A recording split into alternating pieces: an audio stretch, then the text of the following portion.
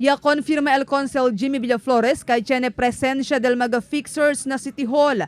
Según con Villaflores, con este mga fixers ta atraca Cheneves, cuantos del mga barrio oficiales para hacer corre con el proceso del diila mga proyecto na barangay. Igual con el cosa y hace el barrio Capitana del Tagasilay, Hanisa Francisco.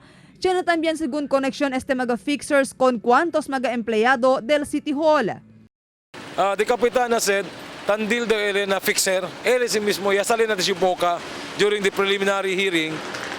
Yang kuan ele, pre-trial, yang kuan ele, yaman admit ele mismo mensiona, kay fixers, Tandil ele na fixer. So definitely, si shortcut el mga procedure, Tandil to na fixers gayon.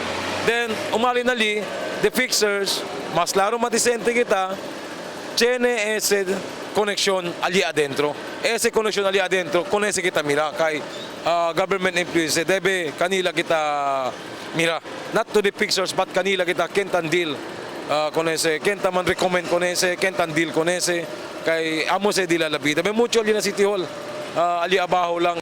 Según pa con Villaflores, tiene del mga barrio oficiales, taatraka con este mga fixers para ayuda mandase con el annual budget del barangay por causa kay falta el diila saber para hacer con este clase de trabajo.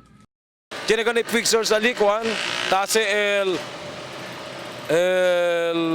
annual budget del barangay. Kaya tiene mga barangay treasurer, barangay kapitan, malang rabia, falta el saber na preparation. So, yasa ka sila, hindi accountant graduate, yasa ka sila, hindi mga sabe prepara. So, forsaw sila mandil na fixers, then pagalan sila.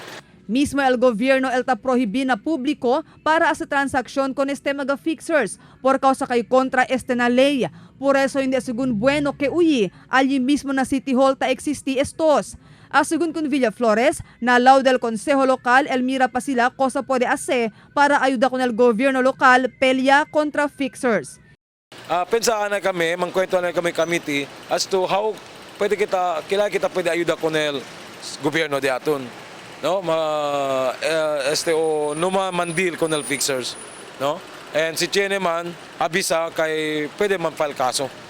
Marifita Mayo, Dateline Zamboanga.